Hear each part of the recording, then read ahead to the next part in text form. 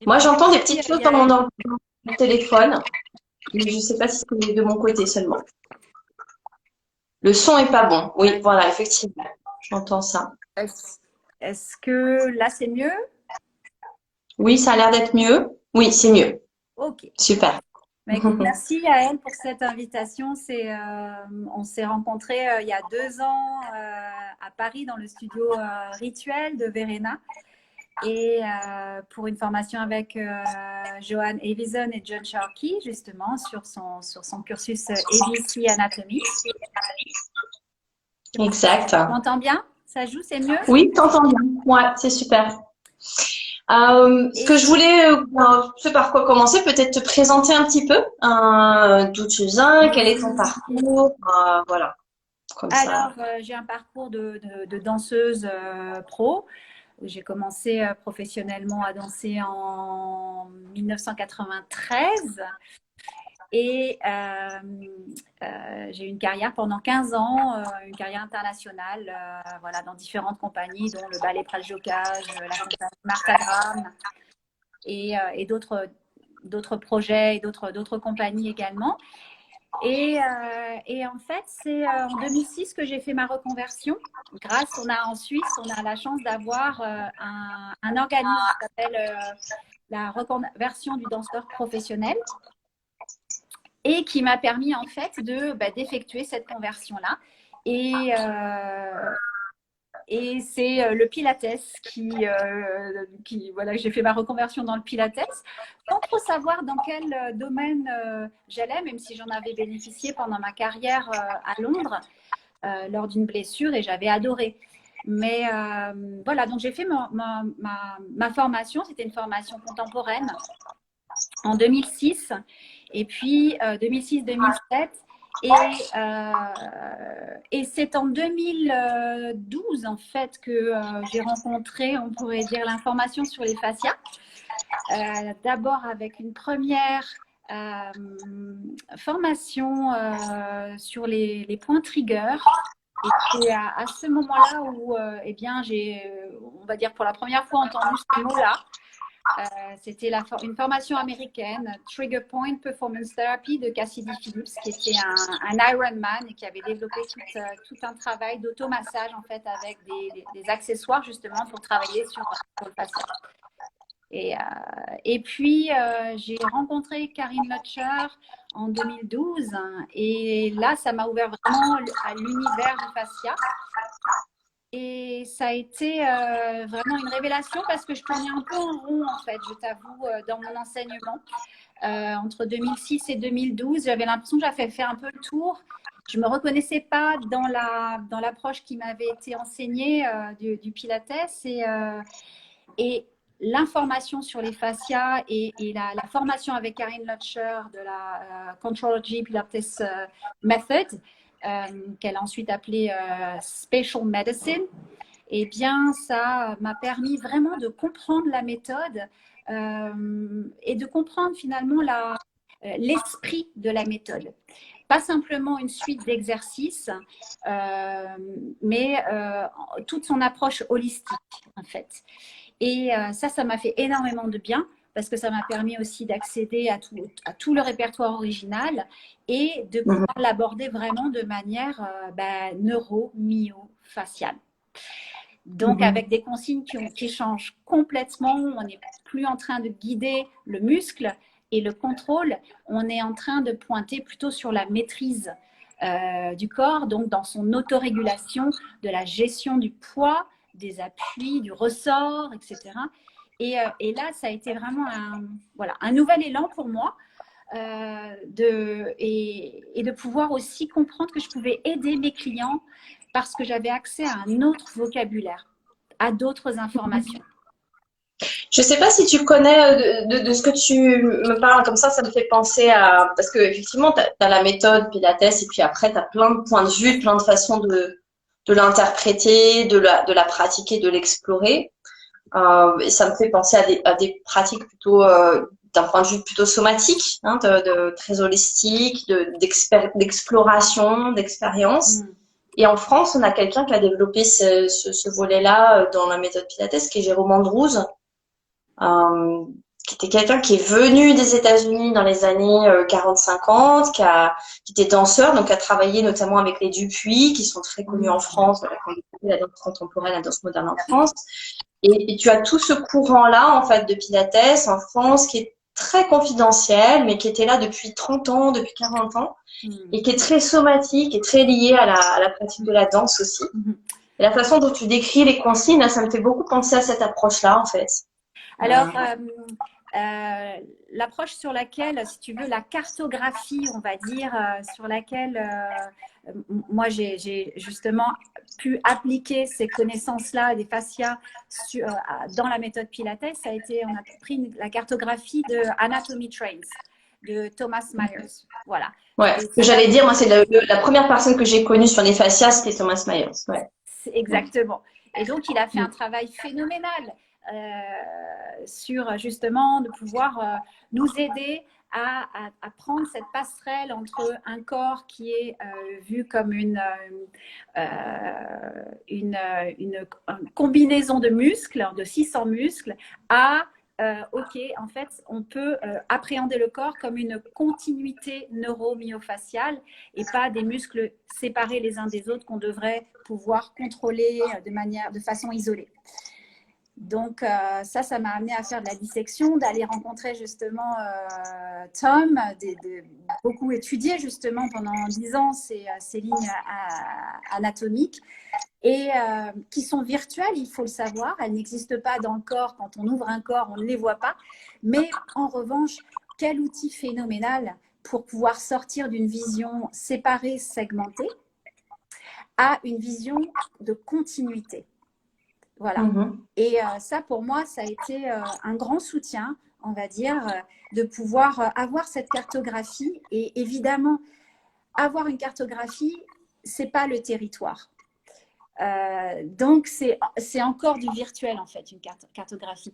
Le territoire, ben, c'est comme tu le disais tout à l'heure, c'est le corps, c'est une expérience qui est complètement intime et personnelle. Donc, mais comment guider nos clients et nos élèves à faire une expérience donc somatique dans la méthode Pilates avec des consignes qui ne relèvent pas en fait de consignes musculaires. Et donc ça, c'est un tour de force, c'est clair, mais c'est vraiment depuis une quinzaine d'années là où on va. Donc effectivement, comme tu disais avec Andrews, c'est différents courants qui nous amènent à réfléchir, et réfléchir, c'est se fléchir à nouveau. Donc, poser un genou par terre, à se dire, je réfléchis sur comment est-ce que je peux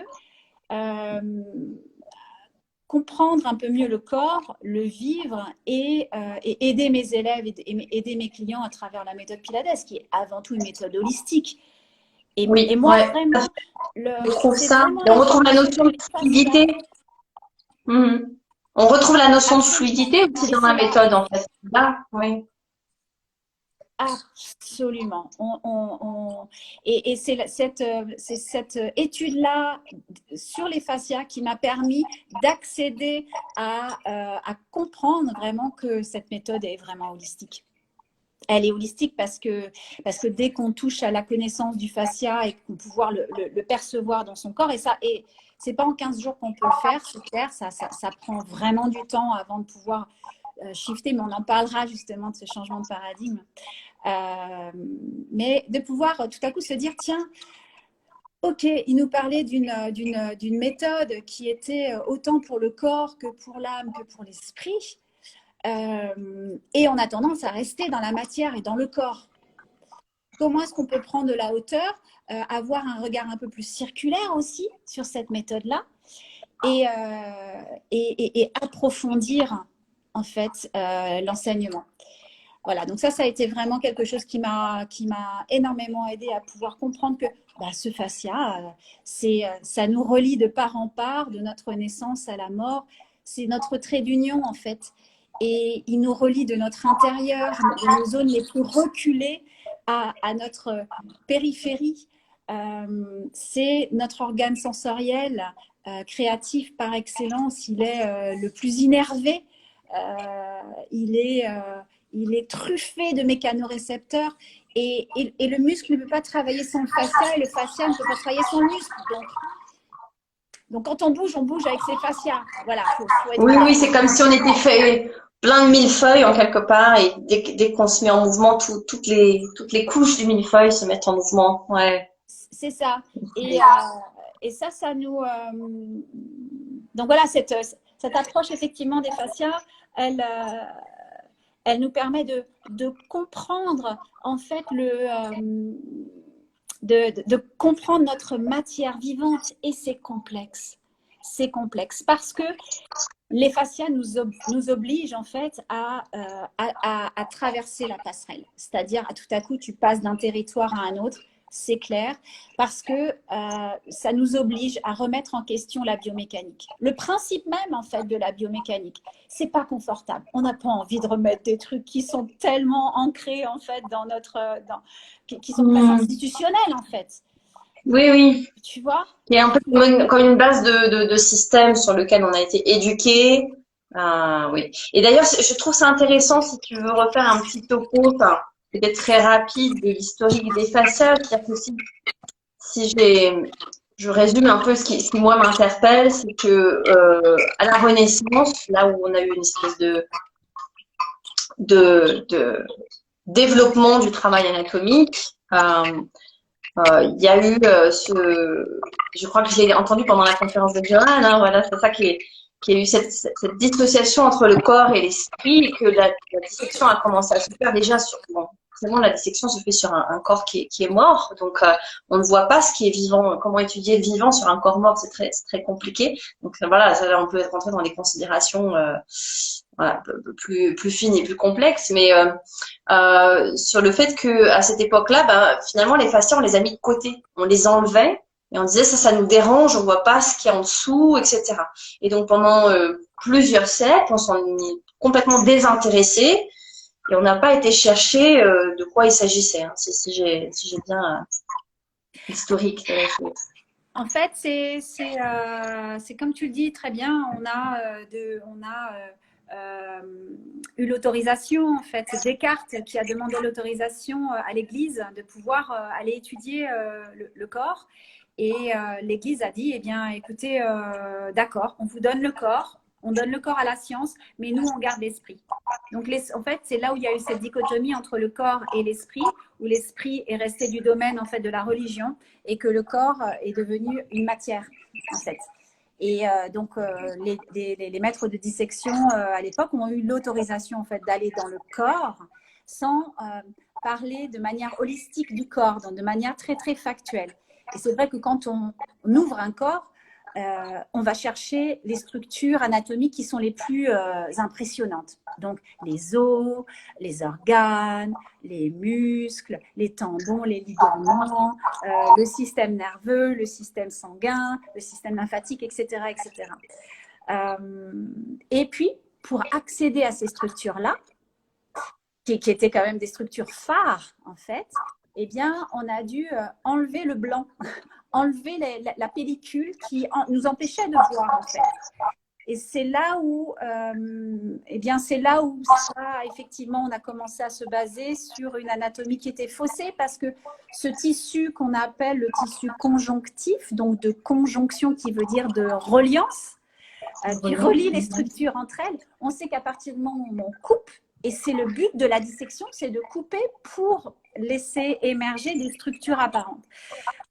Et bien à partir du moment où tu coupes, tu perds la relation, tu perds la connexion.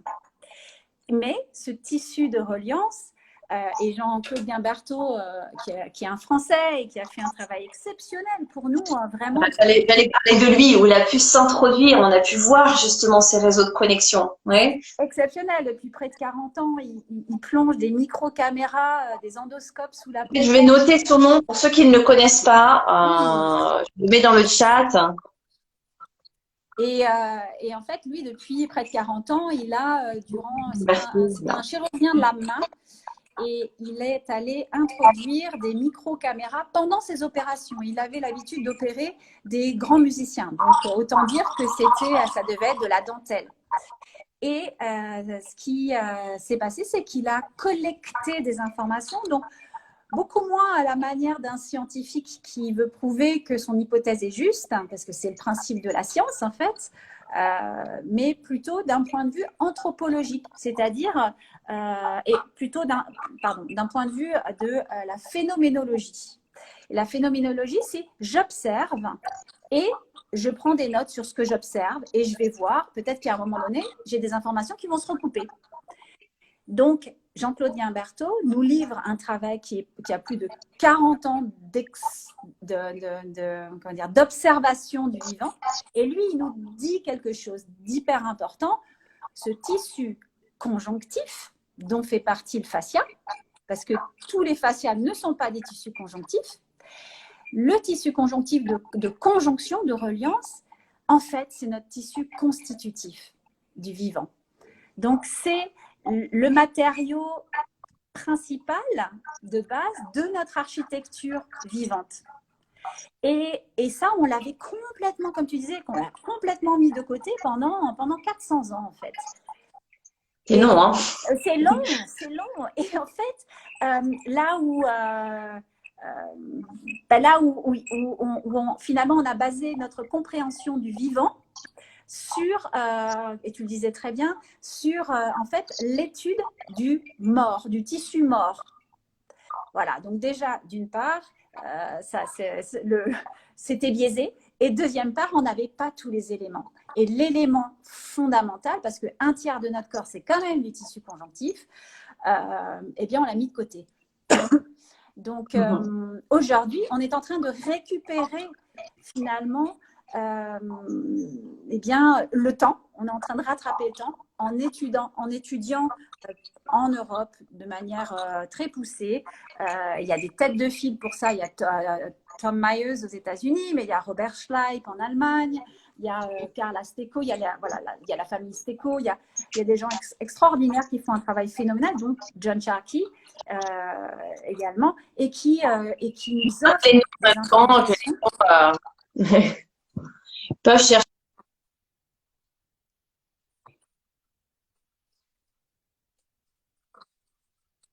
un travail incroyable, hein, en Italie. Ouais. Je suis pas sûre de l'écriture de Stecco. Je crois que c'est un T. Alors, STE2C.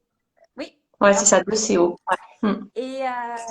Mais en même temps, avant, il y a eu des gens qui ont fait un travail fondamental, en fait, phénoménal, comme par exemple, il y a Struif qui a fait un travail sur les continuités tissulaires. Il y a les chaînes de Busquet. Il y a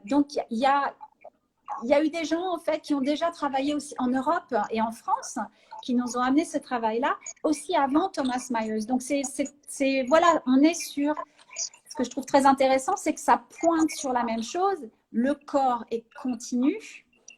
Ce fascia a finalement, l'étude du fascia nous permet de se pencher sur une énorme méprise.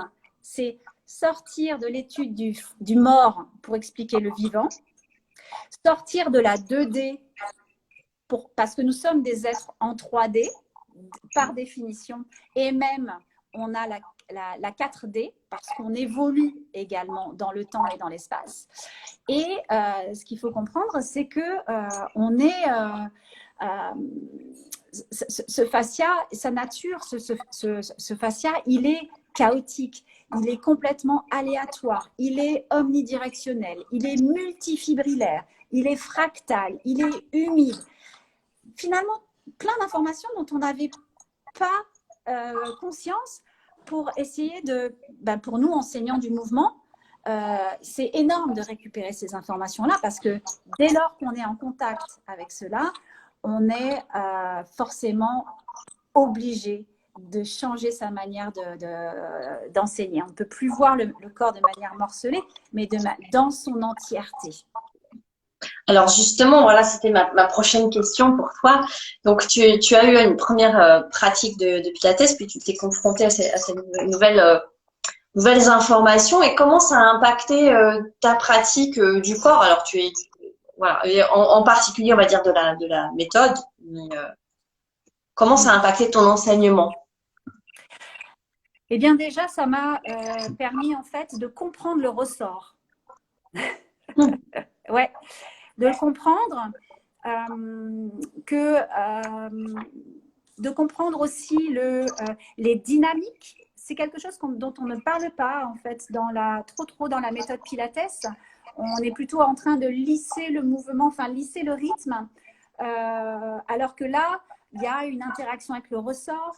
On est en train de créer des espaces de réception en fait de la force du ressort où eh bien, on vient se conjuguer. En fait. On appelle ça exogène, une force exogène, extérieure en fait au corps, et qui puisse stimuler mes forces endogènes. Est-ce que tu m'entends tout?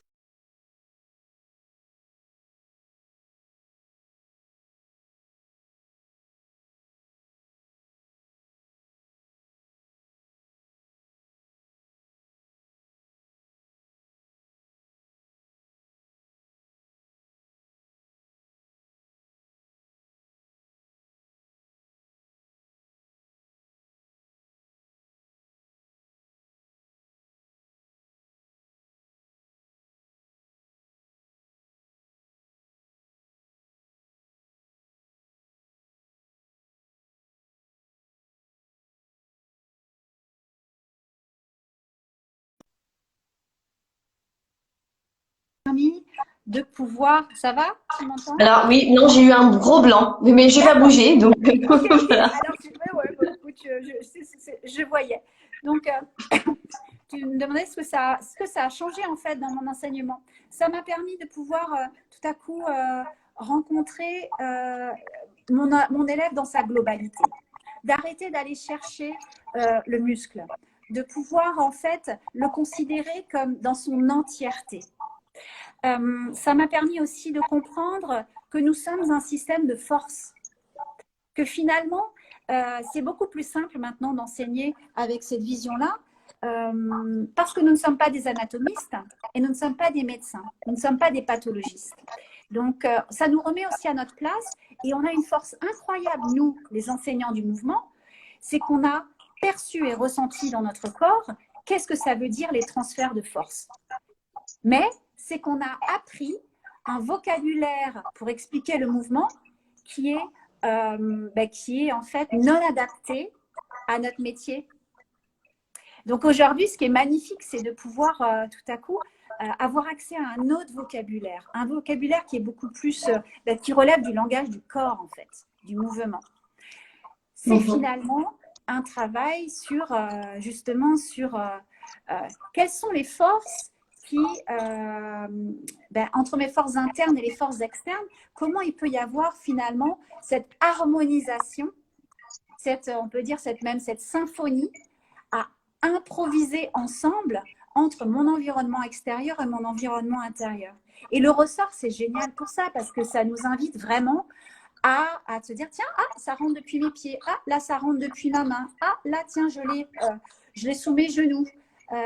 Donc, j'ai l'opportunité de pouvoir m'entraîner, en fait, à avoir des portes d'entrée pour qu'il y ait une force exogène qui puisse rencontrer mes propres forces, mais pas de manière isolée, mais de manière globale. Oui, c'est comme si l'appareil, en fait, nous enseignait ou rehaussait notre capacité proprioceptive. Moi, c'est comme ça que je le comprends. Oui, oui, oui. Et c'est vraiment, j'allais dire, c'est le joyau de notre méthode. Hein. C'est le travail sur appareil, en fait. Hein. C'est ce génie du ressort, quoi. Et franchement, dans l'étude des fascias, je suis tombée amoureuse de la méthode Pilates. Vraiment. Et je me suis dit, mais c'était vraiment un génie. Et je pense qu'on peut facilement passer à côté en restant que dans le pôle corporel. Parce que c'est magnifique les métaphores qu'on peut faire ensuite. En fait, lorsqu'on sait que le corps, en fait, s'autorégule 5 millisecondes avant une action, eh bien, j'ai pas besoin en fait de contracter mes abdos ou mon périnée ou quoi en fait pour résister à une force. Donc, il est là le changement de paradigme aussi. C'est-à-dire que j'ai pas à résister, j'ai à accueillir la force et à la distribuer. Et là, franchement, ben, c'est là où aussi ça nous invite à évoluer, nous les enseignants, et à faire évoluer aussi, parce qu'on a cette responsabilité de faire évoluer la méthode. Sinon, c'est une méthode qui meurt. Et on a cette grosse responsabilité. On doit rendre à la méthode, en fait. Non pas de manière aveugle, mais toute tradition qui n'est pas actualisée meurt. On l'a vu depuis tous les temps. En tout cas, d'y apporter, on va dire, les connaissances et les nouvelles visions qu'on a, voilà, qui sont actuelles, quoi. C'est notre responsabilité, c'est vraiment notre responsabilité en tant qu'enseignant. Et moi, ce qui me frappe, c'est justement dans ce changement de paradigme, c'est de sortir de l'étude de la physique dure, on va dire, et de passer à la physique de la matière molle. Et ça, en fait, la matière molle, c'est vraiment que le début en fait de cette étude-là. Parce que quoi? Parce qu'en fait, la matière molle, qu'est-ce qu'elle nous informe? Eh bien, c'est qu'elle est non linéaire. Donc, on peut tout à coup sortir de la relation de cause à effet. Et on est vachement bloqué là-dedans. Et donc, c'est une vision qui est vachement dualiste. Le corps n'est pas dualiste. Il est unitaire. Et qu'est-ce que la matière molle nous amène? La physique de la matière molle nous amène comme information, c'est que elle est oxétique. Et ça, c'est des nouveaux mots aussi qu'on utilise en fait pour des tissus industriels, mais notre corps est comme ça. C'est-à-dire qu'il a cette capacité d'expansion interne et qui est fondamentale pour son autorégulation. Or, souvent dans la méthode Pilates, on est en train de pointer sur la contraction et la condensation du corps. Or, c'est une matière qui vit et qui vibre, et donc elle doit pouvoir en fait s'expandre, comme toute matière vivante, et pouvoir se rétracter, se condenser. Donc, c'est extrêmement important de pouvoir adresser ces forces internes et ces forces de traction, en fait. Donc, vous voyez, tu vois, c'est aussi un autre vocabulaire qui rentre en jeu. Oui, carrément, oui, mais souvent le vocabulaire est très important, il te permet de penser différemment, de nouveaux mots permettent de développer une nouvelle pensée.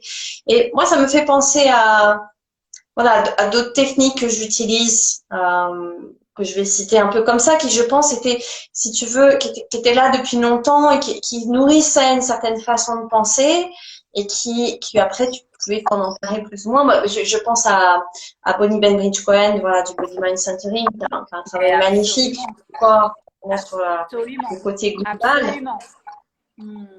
Et tu as aussi des choses beaucoup plus récentes. Bon, là, après, moi, j'ai travaillé là sur le ouf, qui est un accessoire très particulier, mais au-delà de l'accessoire en lui-même, l'approche de l'accessoire est justement en tant que des consignes, de donner des consignes de tâches.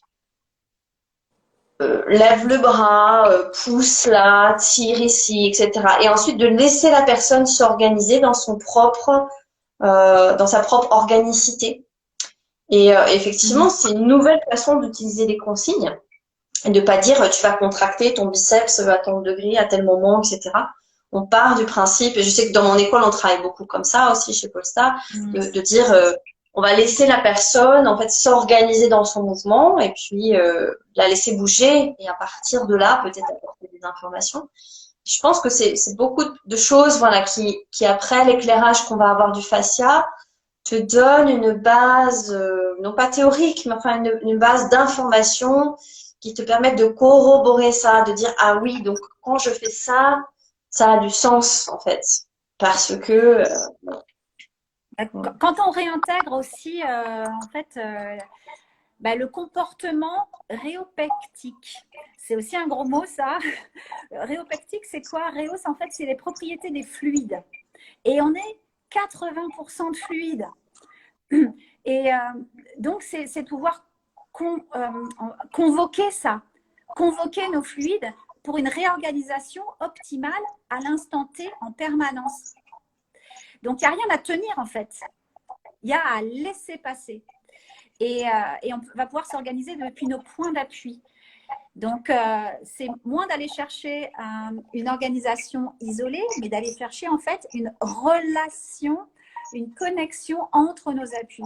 Et c'est vrai que ces propriétés de nos fluides, ben, c'est pas l'élasticité, parce que l'élasticité, ce mot élastique, stretch, ça appartient en fait, c'est une propriété des solides.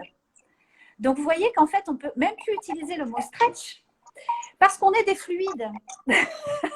On est essentiellement fluidique. Donc, notre vocabulaire doit relever en fait de ces propriétés-là, quoi. Et donc, ça nous invite vraiment à basculer dans un nouveau paradigme. Et voilà, c'est pour ça que j'ai créé aussi une école en 2015, parce que j'avais des élèves et des profs, pardon, qui me disaient, mais attends, il faut que tu nous apprennes. Donc, j'ai commencé avec des mentorships en 2015 et je remercie vraiment les personnes qui m'ont poussée en me disant, mais attends, monte un mentorship pour nous. Parce que je répondais à une demande, en fait. Et puis là, aujourd'hui, effectivement, j'accompagne pas mal d'enseignants à faire cette révolution, on va dire. Parce que c'est une révolution, c'est un tour sur soi-même. Et puis, on n'est plus le même. Donc, on ne jette pas les choses qu'on connaît. Par contre, on va y amener un autre éclairage et comprendre et approfondir. Parce qu'aujourd'hui, on n'a pas le choix que de basculer dans un nouveau paradigme. Et de comprendre qu'en fait, que le corps, c'est un système hyper complexe qui est hyper adaptable. Et on doit vraiment soutenir ça. C'est un réseau neuronal. On n'avait pas forcément intégré ça. Il y a quand même une hiérarchie dans notre structure et en même temps, c'est hétérarchique dans son comportement. Et on pense qu'il est hiérarchique dans son comportement. En disant, ah, d'abord, tu contractes ça avant de faire ça, etc. Or, il est hétérarchique. Ça veut dire que c'est le contraire de la hiérarchie. Dans son comportement, il s'organise un peu comme un banc de poissons, tu vois, ou un banc d'étoiles. Et localement, en fait, très, très localement. Clac, clac, clac, clac, clac, clac, clac. Et ça va beaucoup plus vite qu'à travers notre système nerveux. Donc, on avait cette idée que tout était contrôlé par le cerveau, c'était central. Alors qu'en fait, on a plein de micro-cerveaux partout, même au niveau des cellules, au niveau de chaque étage, quoi.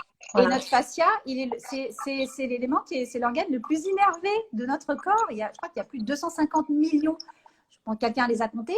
Enfin, au jour d'aujourd'hui, il y en aurait 250 millions de mécanorécepteurs en fait qui s'interconnectent pour nous permettre de se comprendre en 3D, quoi. Tu vois, d'avoir une proprioception, d'avoir une interoception. On doit stimuler ça. Ah, on dirait que tu es parti encore. Je vais.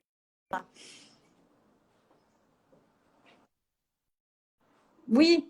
Ah, ça y est. Là. Voilà. Je vois qu'il y a des gens qui m'appellent sur mon téléphone en même temps et ça fait des petits problèmes. Ouais. Ça, je sais. Je touche jamais à rien.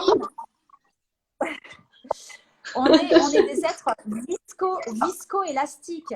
On est multidimensionnel parce qu'on est à des échelles de temps différents. On vit des temps différents dans notre corps au même moment. Donc, on est aussi des êtres biotenségrales. Et ça, ce mot-là, il est assez nouveau. Il est basé sur le travail d'un docteur qui s'appelle Steven Levine, qui a pointé ce mot-là suite au travail de Buckminster-Fuller, qui lui-même a créé ce mot-là de tenségrité, qui est un architecte, non? C'est un architecte, oui. Absolument, qui a créé les premiers dômes géodésiques, qui a compris en fait le principe du volume et qui, en voyant le travail de son élève, d'un de ses artistes élèves, Kenneth Snelson, qui faisait lui des tours de tenségrité, c'est-à-dire qu'il arrivait à créer des structures avec des éléments, donc des barres en métal qui ne se touchent pas et qui sont reliées par un système de câbles. Donc, c'est hyper novateur. C'est le principe du pont suspendu, en fait. Donc ça a complètement révolutionné l'approche qu'on avait de l'architecture et puis l'approche que l'on a de notre propre corps, qu'on essayait d'expliquer comme de la matière dure, en se disant, on est un empilement d'os. Et là où ça nous Une sorte de révolutionne, biomimétisme, en fait. C'était une sorte de créer des structures extérieures, enfin de l'architecture, sur la façon dont est créé le corps, en fait. Ouais. c'est ça. Et c'est après, mais ça va et dans un sens et dans l'autre, en fait. C'est pas linéaire dans la compréhension. C'est de se dire, jusqu'à présent, on pensait que les tissus, les muscles, les ligaments, les tendons, les organes, etc., étaient accrochés au système squelettique. Hein? Et en fait, aujourd'hui, on sait que l'échafaudage, c'est le fascia, dans lequel peuvent flotter des éléments de compression qui sont les os. Et donc, on est face, en fait, à une danse, parce que tu es danseuse, donc on a ce vocabulaire en commun, une danse entre des forces de tension et des forces de compression. Et c'est pas 1 plus 1 égale 2, mais c'est 1 plus 1 égale 1, parce que tension plus compression crée le volume, donc ça crée quelque chose de nouveau. Et puis 1 plus 1 égale 3, parce que ça, tout à coup, ça devient une trilogie. Donc, on est sur un corps volumétrique, on est sur une trinité, on va dire. Et c'est là où on rejoint la méthode Pilates, le corps, l'esprit et l'âme. Ouais. Et donc, en fait, comment cette vision, cette nouvelle vision du corps, on peut l'appliquer dans notre méthode totalement. Enfin, c'est au contraire. Dieu, on est béni, quoi. On est béni parce qu'on a une méthode qui est hyper intelligente, où on a des appareils avec lesquels on peut amener les gens dans des relations à la gravité impossibles sans. On a des ressorts. Et ça, c'est génial parce que, en fait, la structure du fascia et la structure de notre corps et en biotenségrité, tout est travaillé de manière hélicoïdale, en fait. Le corps est créé à l'image de la nature dans une structure en spirale. Et pourquoi la spirale? Parce que c'est quelque chose de très économique où on peut stocker de l'énergie et justement pouvoir rendre cette énergie. Et le corps est économique et écologique de manière intrinsèque, en fait. Donc, avec notre méthode, on a des ressorts en spirale qui rentrent dans le corps à travers des points d'appui et qui on laisse voyager à travers des tissus fluidiques qui sont structurés de manière hélicoïdale en spirale. Ouais. Donc, et on travaille en tension et en compression tout le temps avec les ressorts, en fait. Tout le temps. Donc, on a à jouer avec le ressort. Moi, ça m'amène vachement de joie à enseigner en fait à travers ce prisme des fascias et de la biotenségrité parce que on réveille aussi l'enfant, le joueur ou la joueuse chez l'élève et on sait que le jeu est vecteur de plaisir et d'évolution. Et d'apprentissage. Et de transformation. On n'est pas sur un but à atteindre, on est sur un processus à vivre. Oui. Oui, de toute façon, un cours de Pilates, c'est une expérience. C'est une expérience sensorielle. Hein. Ouais. Des fois très surprenant pour les élèves les premières fois. Hein. Oui. Et c'est vrai que voilà, aujourd'hui, on est face à vraiment un changement de paradigme. On bascule en fait, on fait basculer la norme. Donc, je te remercie pour cette invitation parce qu'il est temps, en fait, qu'ensemble, on puisse faire basculer cette norme, sortir d'une explication du vivant avec une cartographie morte, du tissu mort, de sortir de la 2D pour rentrer dans le volume, pour être vraiment ce qu'on est nous, pour nous permettre finalement de faire descendre une conscience dans la matière et de la faire évoluer. Et il me semble aujourd'hui que nous sommes en face également d'un changement de paradigme sur une manière planétaire et que nos élèves ont besoin qu'on les accompagne pour qu'ils puissent vivre bien, avec du confort, qu'ils puissent le vivre dans leur matière, j'appelle ça la matière matrice, leur corps matrice. Donc, voilà. C'est vrai qu'on a un rôle quand même prépondérant en ce moment. En tout cas, on a un rôle à jouer, ça c'est sûr. Le fait de mettre les gens dans leur corps avec un certain confort, efficacité et d'aligner en quelque sorte aussi le corps, les émotions, le mental. Oui, il y a un vrai travail là important. Alors, On du a une coup, énorme responsabilité. Ouais. ouais, mais en même temps, avec beaucoup de plaisir. Enfin, c'est une responsabilité légère. Je la prends plutôt légèrement. Enfin, sérieusement, mais légèrement. Absolument. C'est sérieux ce qu'on fait, mais il ne faut pas se prendre au sérieux. Voilà, c'est ça. Alors, du coup, je sais pas trop où on en est dans le timing, mais je voulais quand même aborder un petit peu ce qui nous a aussi amené à discuter aujourd'hui. C'est que ben, je vois que tu es assez active hein, cette dernière année, pas que, hein, que d'avant aussi, mais en tout cas un peu plus visiblement sur les réseaux sociaux. Et je pense qu'il y a la communauté française qui a commencé à te suivre un petit peu plus, parce que là, tu es basée en Suisse. Hein. Et notamment, donc, tu as organisé plusieurs lives avec des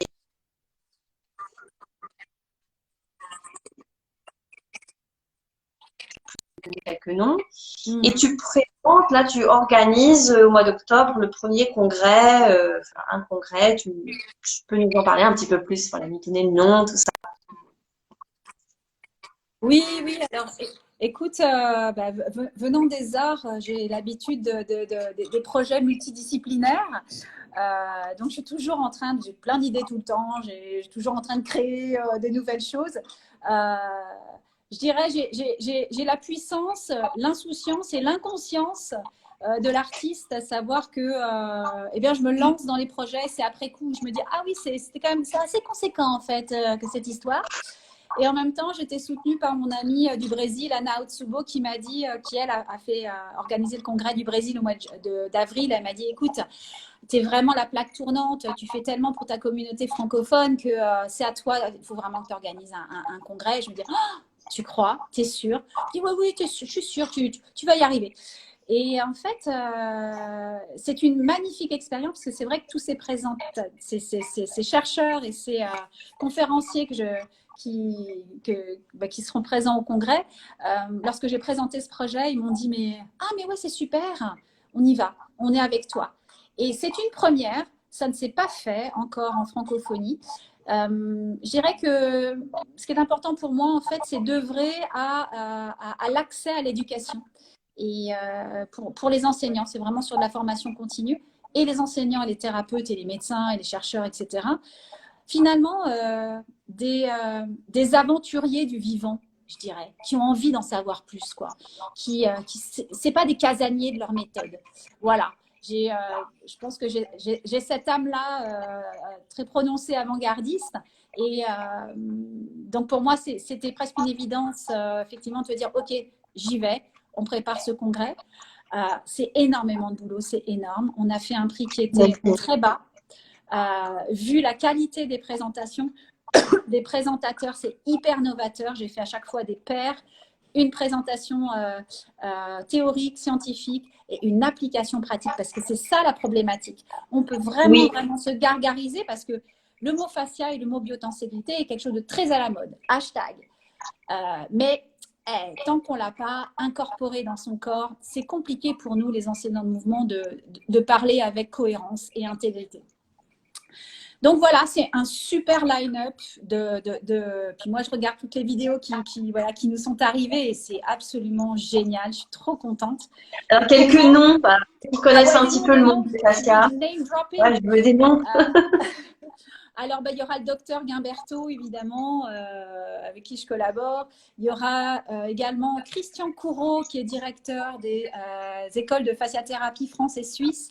Il y aura Dominique Bourgeois, directrice de l'école de fasciathérapie Belgique. Il y a John Sharkey, anatomiste clinique, qui fait un travail de pionnier exceptionnel. Il y a Johan Evisen, qui est phénoménal dans son approche du vivant de manière spirituelle et holistique. Sa générosité, je trouve aussi, ouais. Extraordinaire. Vraiment, elle est vraiment à la pointe. Voilà, c'est un de mes mentors.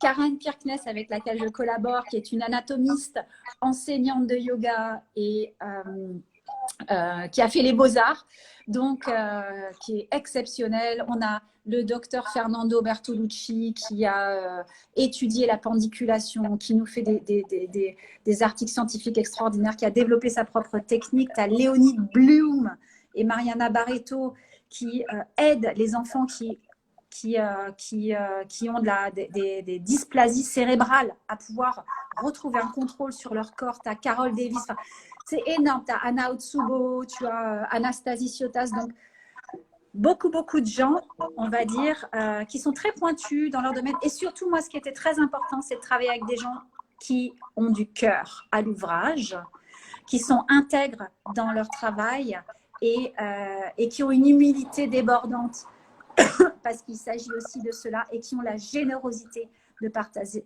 leur travail. Ouais. Donc, voilà. Les quelques personnes que je connais de ton line-up, c'est ça, c'est vraiment des gens très intègres et très généreux. Je connais un petit peu Carole Davis aussi, qui est une personne exceptionnelle. Ouais. Exceptionnelle. Tu as Lisa Babuc, tu as Paul Thornley. Voilà, il y a des grosses têtes, il y a des... Et c'est important, en fait, effectivement, pour amener un nouveau paradigme de la biotenségrité et que ça puisse nous aider, en fait, à sortir de l'écueil dans lesquels on était depuis 400 ans. Donc, j'invite vraiment tous les enseignants de mouvement, thérapeutes qui ont envie, en fait, d'oser la biotenségrité, oser remettre leurs connaissances en question, à nous rejoindre. C'est du 15 au 17 octobre. Il y aura une table ronde à chaque fois à la fin de chaque journée. C'est en anglais et en français. Travail de fou au niveau de la traduction. Tu peux magnifique. Super. Ouais, les francophones sont un peu à la traîne, en fait. Oui, mais parce qu'il y a toujours ce problème de la langue, en fait. Moi, souvent, je fais venir des gens, pareil, des États-Unis et ils ont du mal à comprendre que les Français ne parlent pas anglais. Et je dis, oui, c'est un vrai frein, en fait, souvent. Ouais. Donc, oui, c'est très chouette. C'est pourquoi j'étais très bien français. Oui. Et c'est pour ça. Et voilà, donc... C'était un peu l'idée de ce live aussi, c'était de... Ouais, dis-moi, je te laisse parler. Non, c'est effectivement... Non, c'est pour ça, en fait, que je me lance dans des projets, on va dire, dantesques, comme ça, mais qui me font énormément vibrer et qui me permettent d'emmener, en fait, des enseignants qui sont dans le mouvement, dans leur tête, aussi, qui sont en évolution et qui sont des chercheurs avant tout. J'appelle ça des somanotes, des chercheurs de somanotes du corps. Astronautes du juste rajouter une chose, parce que je ne l'ai pas nommée, et on a une grande dame de la biotenségrité en France qui est assez cachée, mais que je suis allée débusquer, c'est la docteure Michèle Taranto. Elle fait un travail phénoménal. Elle a écrit 2 livres. Son deuxième vient juste de sortir. Checkez-la. Alors, elle n'est pas sur les réseaux sociaux, mais elle a créé sa méthode qui s'appelle Ostéo-Éveil. C'est magnifique. C'est une danseuse qui vient aussi de l'improvisation avec Steve Paxson. Elle est ostéopathe. Voilà, elle a plus d'1 tour dans son sac et elle est d'une générosité incroyable. Donc, je suis très, très heureuse d'avoir cette grande dame avec nous sur le congrès. Bon, c'est super. Alors, si vous voulez plus d'infos du coup sur le congrès, vous pouvez aller sur ton Insta, je pense. Hein, tu as toutes les infos. Je poste plein de choses. Effectivement. Voilà.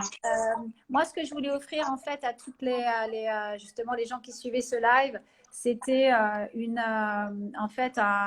réduction pour le congrès.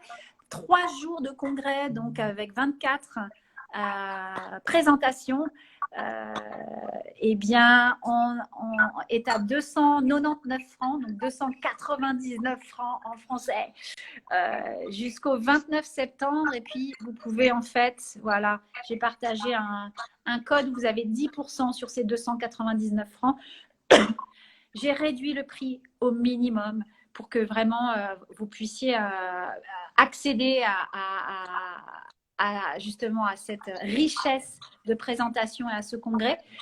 Il va y avoir 3 mois de replay, donc faites-vous plaisir. Donc, on peut en profiter pour tous les 3 jours, ce qui est mon cas. Moi, je vais être super occupée ce week-end-là, mais je le regarderai en tout cas. Et Ouais. puis, vous pouvez aller directement, si vous voulez en savoir plus, vous pouvez aller directement sur le... Je suis en train de l'écrire. Le site internet du congrès et ça s'appelle Fascia in Motion Congress. Voilà, c'est bon, il est là. Voilà, Fascia in Motion Congress.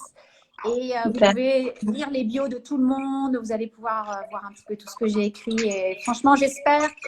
Moi, je fais mon travail avec des francophones, des Belges et des Suisses, justement, pour amener les enseignants justement à changer de leur manière d'enseigner et intégrer les dernières recherches. Vraiment, merci encore infiniment, Yael, de m'avoir invité, de m'avoir permis de pouvoir c'est important. avec la fédération. Moi, je suis française d'origine, mais en Suisse depuis presque 20 ans maintenant. Et donc, c'est mon pays de cœur. Non, c'était un vrai plaisir, Célina. Et effectivement, l'idée, c'était de mettre en valeur parce que la proposition de ton événement qui est très novateur.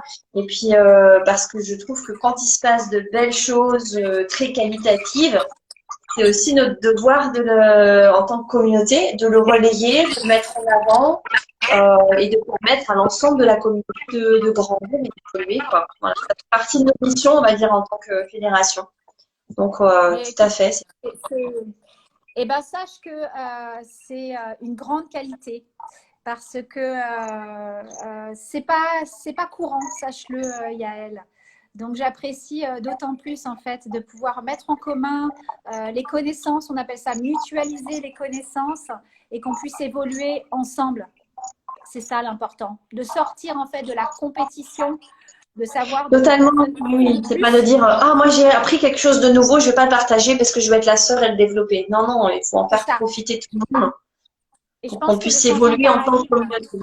Exactement. Le changement de paradigme, il est aussi sur un plan de notre humanité, c'est sortir de la compétition et aller dans la collaboration. Et je te remercie beaucoup parce que c'est un très, très joli signe de collaboration. Merci infiniment, Yael. Je crois qu'on doit s'arrêter avant les 59 minutes. Oui, on n'est pas très loin, peut-être, j'ai pas le timing. Voilà. Donc, merci beaucoup, Célina. Puis, j'espère à un très beau congrès et puis plein de nouvelles aventures et de nouvelles recherches pour toi. Avec grand, grand plaisir. Et puis, anytime pour se reparler, co-créer ensemble pour nos communautés. Avec grand plaisir. Avec grand plaisir, Célina. Au revoir. Salut tout le monde. Au revoir à tous. Merci d'avoir suivi ce live. Du coup, je vais supprimer Célina. Je vais la faire partir. Et normalement, je devrais pouvoir finaliser. Donc, je vais fermer le live. Merci de nous avoir suivis. Et puis, à très bientôt pour de prochains. Voilà, je suis quelques personnes qui m'envoient des petits messages. Bon, ben, j'espère que ça vous a plu, autant que ça m'a fait plaisir aussi.